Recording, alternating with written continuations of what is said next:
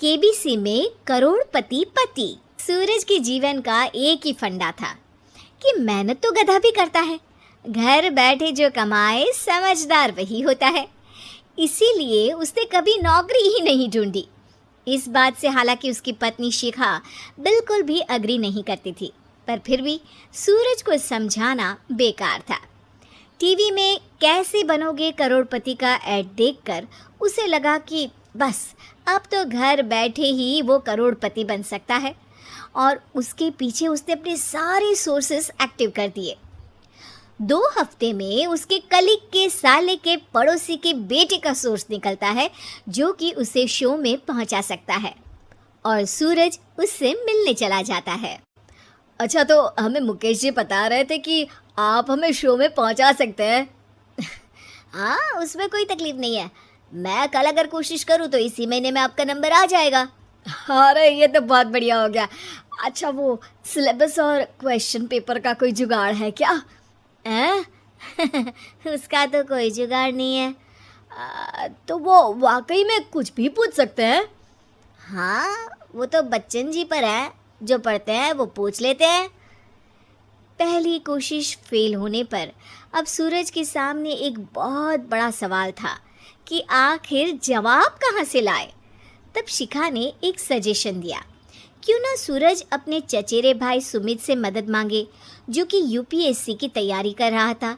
हालांकि इतनी मेहनत करना सूरज को समझ में नहीं आता था, पर कोई और रास्ता ना मिलने पर वो आखिर सुमित से बात करता है।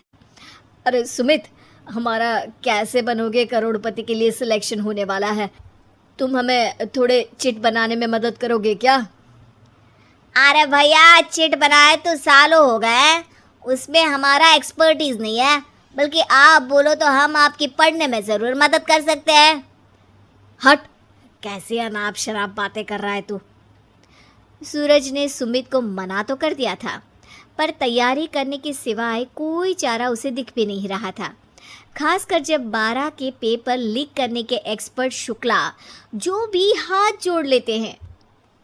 आखिर सूरज को सुमित के पास जाना ही पड़ा, और उसने सुमित और शिखा से वादा किया कि वो बहुत मेहनत करेगा। 1 महीने की तैयारी के बाद फाइनल हुआ कि शो से 1 हफ्ते पहले एक ट्रायल खेला जाएगा, जहां पर सारे रिश्तेदार ऑडियंस की जगह पर होंगे और शिखा सवाल पूछेगी। दूर दराज से भी रिश्तेदार आकर हाजिर हो गए देखने कि आखिर कैसे बनेगा सुमित करोड़पति। सब कुछ सेट था, और इतने में सूरज आकर अपना स्पीच देता है।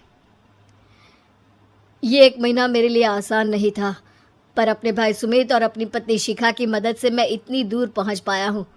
मेरे मम्मी पापा के आशीर्वाद ने भी बहुत साथ दिया है मेरा। मैं उम्मीद करता हूँ कि आज के शो में आप लोगों को बहुत मज़ा आएगा। साक्षी पहला सवाल पूछती है और पूरे कमरे में सन्नाटा छा जाता है। इंडिया में कितने स्टेट्स हैं? 3, सॉलिड, लिक्विड और गैस। अरे रुकिए, तो ऑप्शंस तो देने दीजिए। इतने में 5वीं कक्षा का चिंटू बोल उठता है।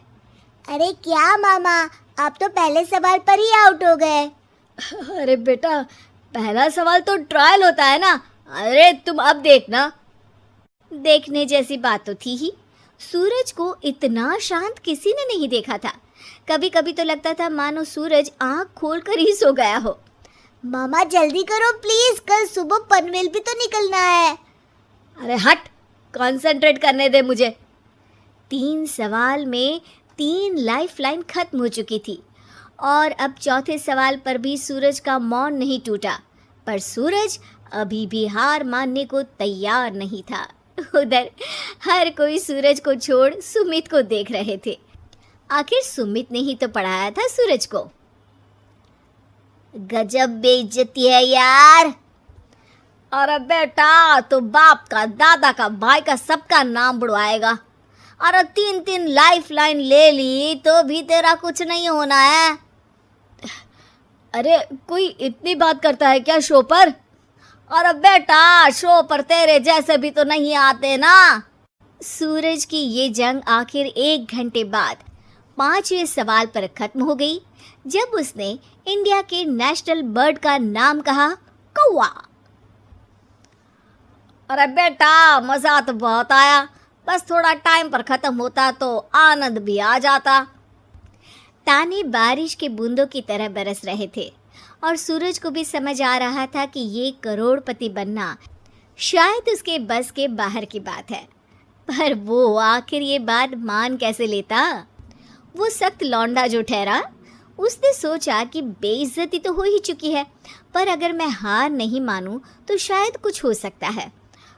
शिखा, तुम देखना, असली शो में आग लगा दूंगा, आग, करोड़पति बनूंगा मैं। हाँ, सब्जियां खत्म हो गई है घर पे, ले आओ। पहले पति बन जाओ, फिर करोड़पति बनना। अरे गजब बेइज्जती है यार। बेटा, अभी तो घर पर ही हुई है, 1 हफ्ते में तो तुम देश के सामने करवा कर आओगे। वैसे जब टीवी पर जाओ ना, तो बस अपने मम्मी का ही नाम लेना, ठीक है? कोई पूछे तो बोलना कि पापा नहीं है मेरे।